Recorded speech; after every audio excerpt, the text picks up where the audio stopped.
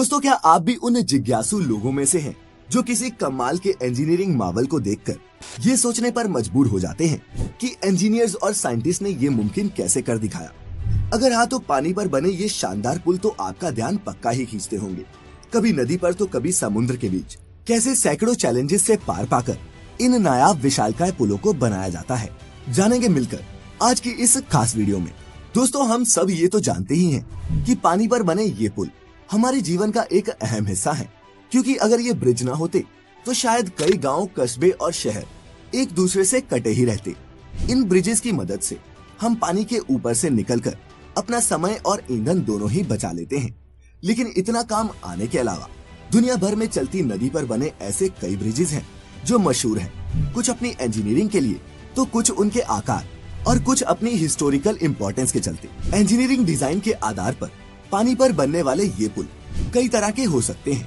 किसी भी ब्रिज का निर्माण जगह के आधार पर किया जाता है। एक प्रकार का ब्रिज सभी जगह बनाना संभव नहीं, इसीलिए ब्रिज भी जगह के आधार पर ही बनाए जाते हैं। Beam bridge, suspension bridge, arch bridge आदि ये कुछ टाइप्स हैं पानी पर बनने वाले इन पुलों के। कोई भी पुल तब तक भार सहन कर सकता है जब तक उस पर पड़ने वाला भार डायरेक्ट या फिर इनडायरेक्ट तरीके से जमीन में ट्रांसफर होता रहे। एक ब्रिज पर लाखों टन का भार हो सकता है, लेकिन वह फिर भी मजबूती से खड़ा रहता है, क्योंकि सारा भार खंभों पर टिका होता है और खंभों से होता हुआ जमीन में चला जाता है, जिससे ब्रिज को कोई नुकसान नहीं होता।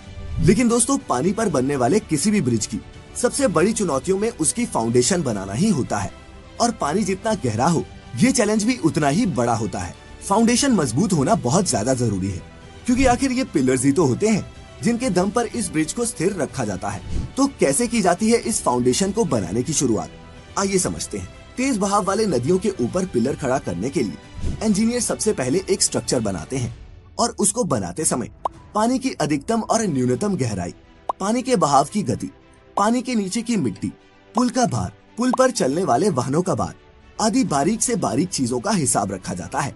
इसके बाद पुल की नींव का प्रकार तय किया जाता है, जिसके हिसाब से नींव बनाई जाती है। इस नींव को कॉफर डैम कहते हैं।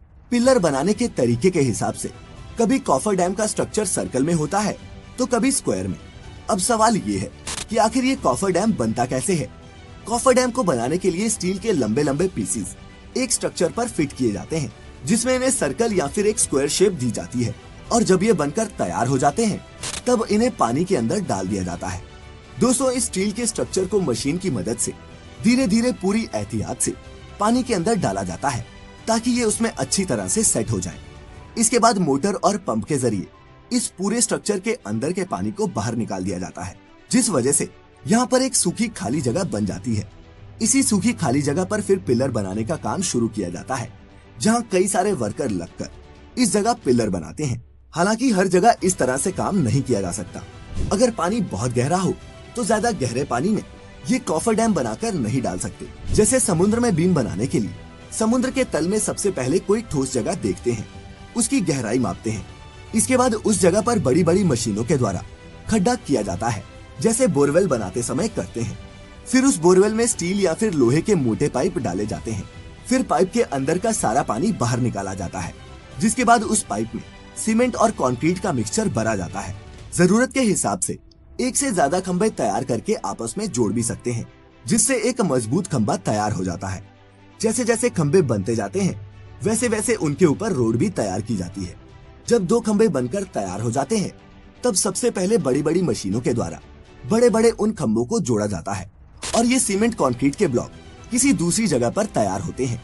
ब्रिज का आधा काम बाहर कारखाने में किया जाता है और आधा काम समुद्र या नदी जहाँ पर पुल बनाया जा रहा हो वहाँ। बड़े बड़े सीमेंट के ब्लॉक्स को समुद्र में ले जाने के लिए बड़ी बड़ी शिप्स को काम में लिया जाता है। वहाँ पहुँचने के बाद क्रेन के द्वारा इन ब्लॉक्स को ऊपर उठाया जाता है और फिर स्टेप बाय स्टेप ब्रिज का निर्माण किया जाता है। वहीं दोस्तों, कई सिचुएशंस में फ्लोटिंग कॉफर डैम्स भी बनाए जाते हैं, जिसमें या तो उसके नीचे कुछ ऐसी मशीनें फिट कर दी जाती हैं जो पानी के ऊपर तैरती रहती हैं, या फिर जहाज की मदद से इन्हें एक जगह से दूसरी जगह ले जाया जाता है, जिसके बाद इन्हें रोटेट करके पानी के अंदर डाल दिया जाता है। दोस्तों, इस पूरी प्रक्रिया में काफी समय लगता है और ये काम थोड़ा खतरनाक भी होता है। लेकिन दोस्तों, जितने भी लोग इस तरह के काम में लगे होते हैं वो काफी प्रोफेशनल होते हैं, चाहे वो वर्कर हो या फिर इंजीनियर्स। सभी को इन कामों का काफी अनुभव होता है, जिसके बाद ही उन्हें ऐसे जटिल प्रोजेक्ट्स पर काम करने के लिए भेजा जाता है। क्योंकि अगर ये ब्रिज किसी नौसिखिए द्वारा बनाए जाएं, तो उसका खामियाजा कई लोगों की मौत से भुगतना पड़ सकता है। अब हमारे अपने ही देश के मुंबई शहर में स्थित बांद्रा वर्ली सी लिंक को ही ले लीजिए। इस 5.6 किलोमीटर लंबे स्टील के स्ट्रक्चर को इंजीनियरिंग का बेहतरीन नमूना कहा जाता है, लेकिन पानी के ऊपर इसे बनाना आसान नहीं था। ये एक बहुत ही लंबा और चुनौती भरा सफर था, जिसे 11 सालों की अथक मेहनत और लगभग 1.25 लाख करोड़ के खर्च के बाद हमारे इंजीनियर्स ने पूरा कर दिखाया। तो दोस्तों, अब तक तो आप समझ ही चुके होंगे कि इस तरह के ब्रिज बनाने में इतने पैसे क्यों खर्च होते हैं। ऐसे में ब्रिज बनाने में खर्च के साथ साथ काफी समय भी लग जाता है, लेकिन इसके बावजूद भी कई बार ब्रिज फेल हो जाते हैं। इस चीज से बचने के लिए प्रॉपर तरीके से ब्रिज बनाना बहुत जरूरी होता है, और ऐसे में वो सभी एहतियात बरते जाते हैं जो जरूरी हो। तो दोस्तों, आज की इस वीडियो को देखने के बाद आपने पानी पर बनने वाले इन ब्रिजेस के बारे में कुछ नया और इंटरेस्टिंग तो जरूर जाना होगा। इसीलिए इस वीडियो को खुद तक सीमित ना रखें और शेयर करें इस अद्भुत नॉलेज को अपने दोस्तों और रिश्तेदारों के साथ।